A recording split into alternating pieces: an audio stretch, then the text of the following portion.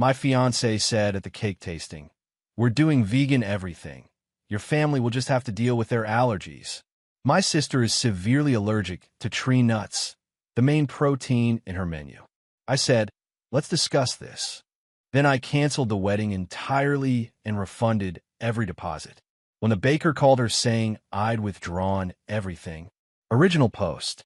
I, 31 male, proposed to my fiancée after 3 years of dating.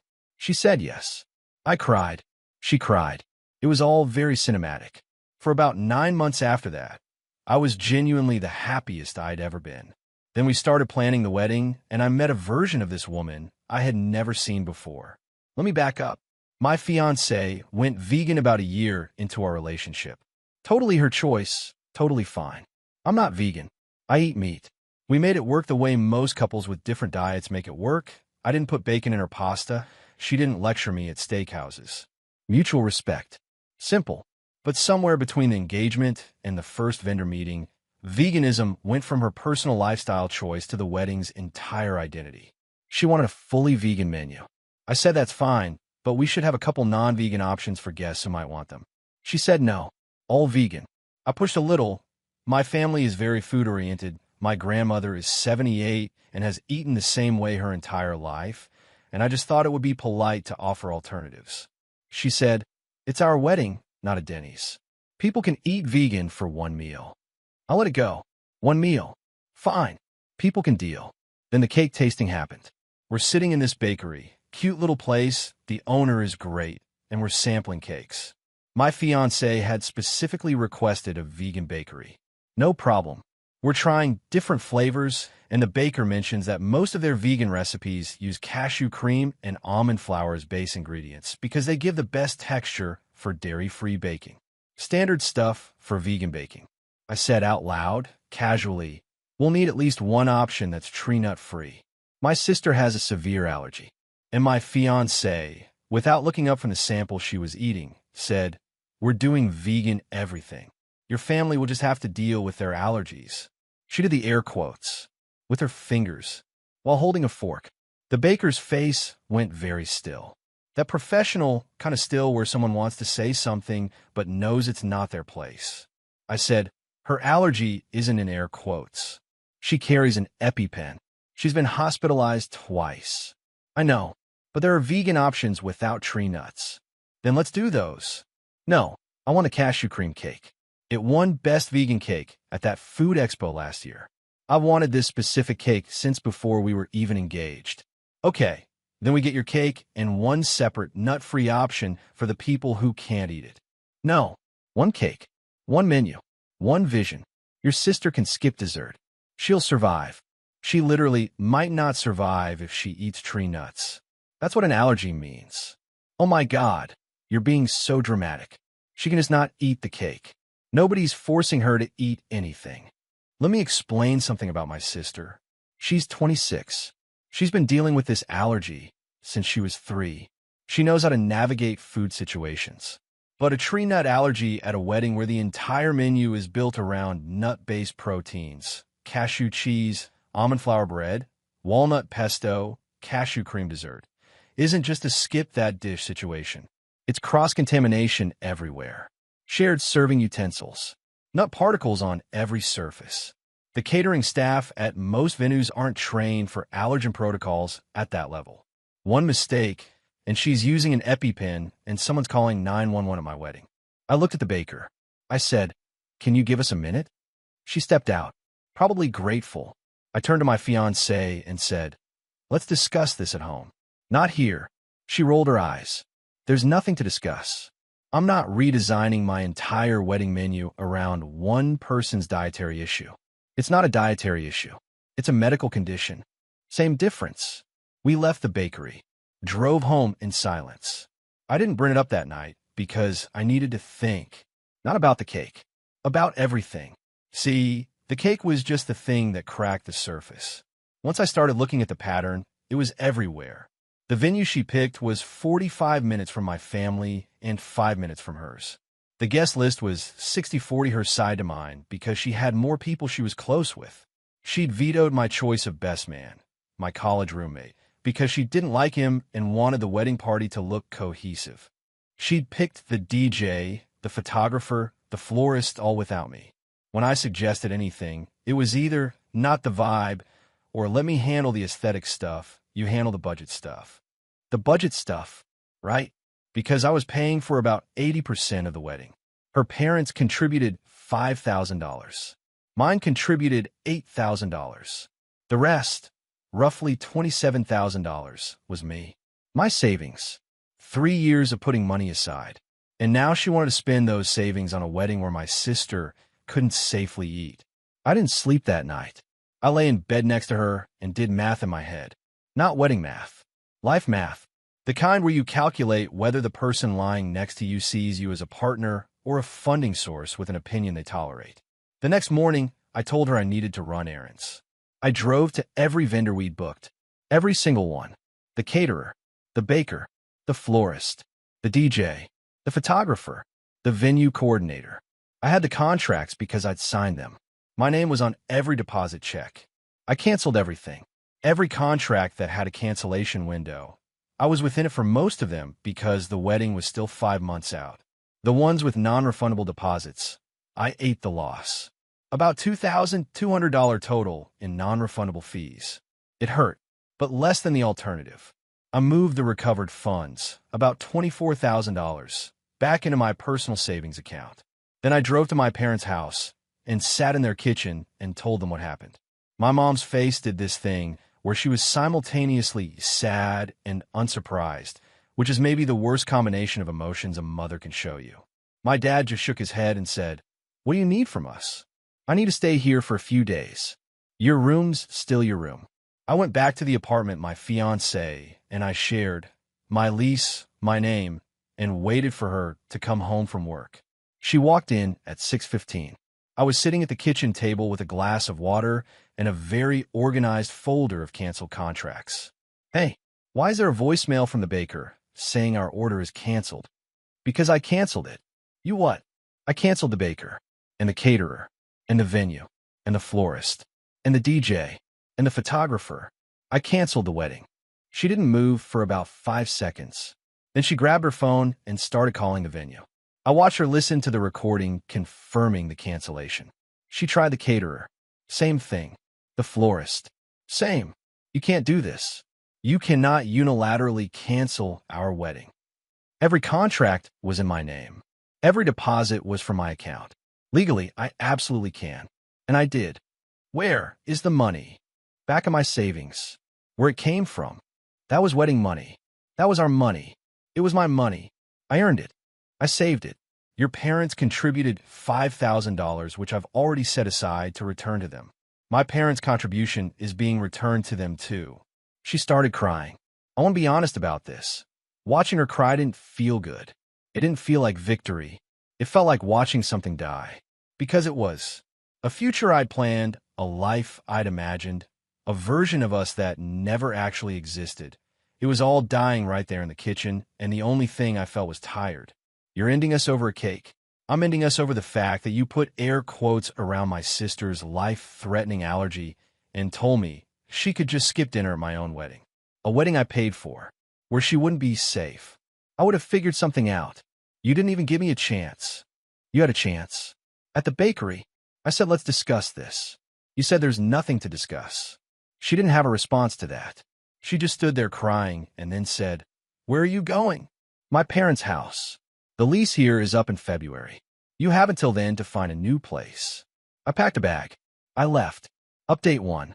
Okay, so a lot happened, and I owe y'all an update because the comments on the original post were honestly the thing keeping me sane for a few days there. First, I returned her parents $5,000 via certified check with a short letter explaining that the wedding was off, and I wanted to make sure they received their contribution back in full. I thought this was the decent thing to do. I was wrong.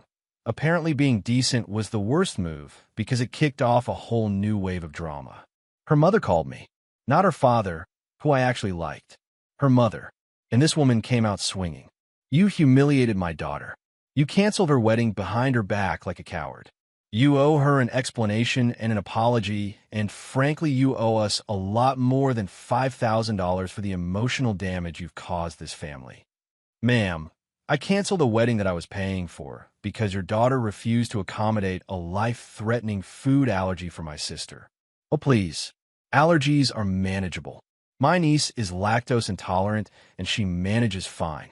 Lactose intolerance and anaphylactic tree nut allergy are not the same thing. You're being manipulated by your family. They never liked her. My family loved her. My sister was going to be a bridesmaid. That's how much she loved her. Then your sister should have been willing to make sacrifices for the big day. The sacrifice you're describing is risking anaphylaxis. You are twisting everything. She hung up. I saved the call log, starting to learn the documentation habit from previous Reddit posts honestly.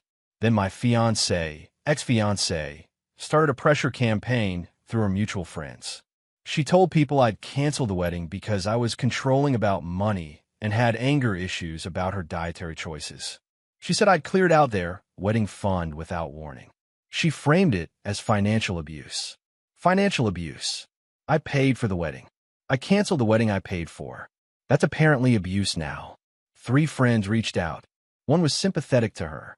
2 were confused and 1 on my side. I told the truth to the 2 who asked. The 1 who was sympathetic, her college friend who'd been in the wedding party, sent me a long text about how weaponizing finances to control a partner is a form of domestic violence, and that I should seek help. I didn't respond. Here's the move that really showed me who I was dealing with. My ex called my sister directly. She called my sister, the one with the allergy, and told her that the wedding was canceled because of her. She said, and I'm quoting my sister's recounting, "I hope you're happy that your brother threw away his future because you can't eat normal food." My sister called me in tears. Not because she believed it, because someone she considered a future sister-in-law had just called her disability a burden that destroyed a relationship. My sister, who has spent her entire life navigating a world that treats her allergy as an inconvenience, being told she was the reason a wedding fell apart. That was the moment I stopped feeling sad about the breakup. Sadness requires some residual attachment to what you lost. After that phone call with my sister, I felt nothing toward my ex except the cold recognition that I had almost married someone capable of calling a 26-year-old woman to blame her for existing with a medical condition. I texted my ex one message: "Do not contact my sister again. Do not contact any member of my family. All communication goes through me or not at all." She replied, "Or what?" I didn't answer. I called a lawyer instead. Update 2. The lawyer consultation was $200 for an hour. Best money I've spent since getting back that $24,000. Here's what I learned. In our state, since we weren't married, finances were straightforward. My money is my money. Her money is hers. The wedding funds came from my account, the contracts were in my name, and I had every legal right to cancel. She had zero claim to any of it. The $5,000 from her parents was already returned. My parents' contribution was returned. Done. The lawyer also said the phone call to my sister was concerning. Not illegal in itself, but combined with the ongoing contact after I'd asked her to stop, it established a pattern. He said if she continued, I could pursue a harassment protection order. Now let me tell you about the apartment situation, because this is where her entitlement went fully nuclear. The lease on our apartment was in my name. I'd been the original tenant, and she moved in with me after a year of dating. She was never added to the lease. She paid me a flat amount each month for her share, but the landlord's relationship was with me. When I told her the lease was up in February and she needed to find a place, she apparently interpreted that as a suggestion rather than a fact. Mid-January, I got a call from my landlord. He said my fiancée, he didn't know we'd broken up, had called him asking to have the lease transferred to her name. He was confused because I hadn't mentioned anything. I told him we'd split up and that I would not be renewing the lease. He said fine, the unit would go back on the market in February. She found out and lost it. She texted me from a friend's phone since I'd blocked her number by then. "You're making me homeless. I have nowhere to go. My parents live 3 hours away. You're kicking me out of my own home." I responded once. "The lease ends February 28th. You've had 2 months' notice. That is more than legally required." She tried another angle. She had her mother call my mother. Her mother told my mom that I was throwing her daughter on the street and that my family should be ashamed of raising a man who treats women this way. My mom, who is a retired elementary school teacher and the most patient person on earth, said, "Your daughter called mine and blamed her for existing. We're done here," and hung up. My mom has now hung up on 2 people in 1 month, which is 2 more than her lifetime average before this. Then came the thing with the ring. The engagement ring had been my grandmother's. Not an heirloom in the fancy sense. It was a modest ring, white gold band, small diamond. My grandmother gave it to me before she passed because I was her oldest grandchild and she wanted me to use it. It had sentimental value, not resale value. Maybe $800 a day. Jeweler. My ex had the ring. She hadn't returned it when I moved out. I asked for it back via text. She said, "Come get it yourself." So I did. I drove over with my dad because I wasn't about to go alone and knocked on the door. She opened it.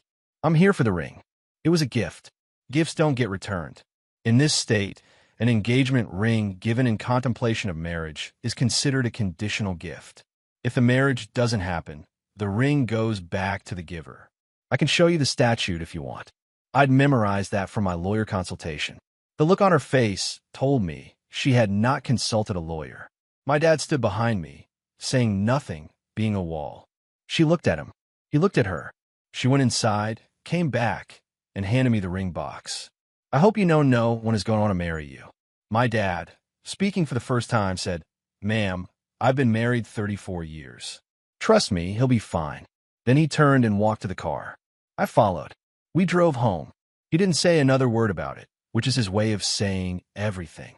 She moved out by February 25th, 3 days before the lease ended. She moved back to her parents' place. I know this because a mutual friend told me, not because I asked. Update 3. Final. Last update. Gonna keep this one shorter because honestly, the dramatic part is over and what's left is just life. The $2,200 I lost in non-refundable deposits stung for about a week.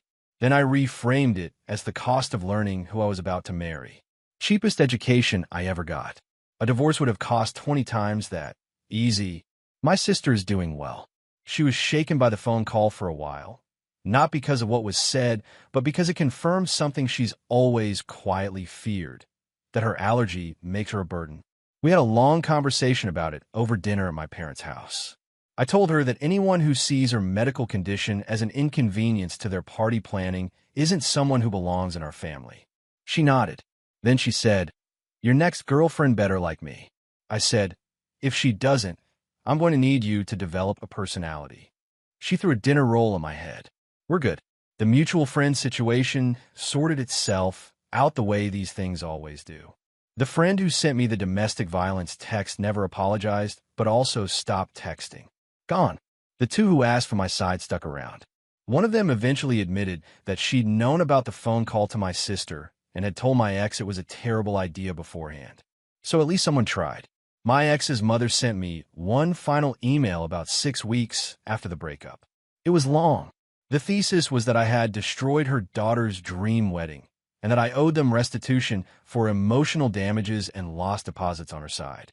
Her side's deposits amounted to the dress, $1,800, non-refundable, and some bridesmaid accessories for $100. She wanted $2,200 from me. I forwarded it to my lawyer. He sent back a 1-page response on letterhead explaining that I had no legal obligation to cover costs associated with a wedding that was canceled due to the other party's refusal to accommodate a documented medical condition, and that any further financial demands would be treated as harassment. I never heard from her mother again. As for my ex herself, the last thing I heard, and this was secondhand, was that she'd started a blog about surviving narcissistic relationships and had posted a long essay about our breakup without naming me. Apparently, the comment section was split between people sympathizing with her and people asking why she wouldn't accommodate a nut allergy. She turned comments off. I didn't read it. I don't need to. I'm not dating anyone right now. I'm not ready. Not because I'm broken, because I'm recalibrating. 3 years with someone teaches you things about yourself, some good and some bad. I learned that I'm capable of making a hard decision when it counts.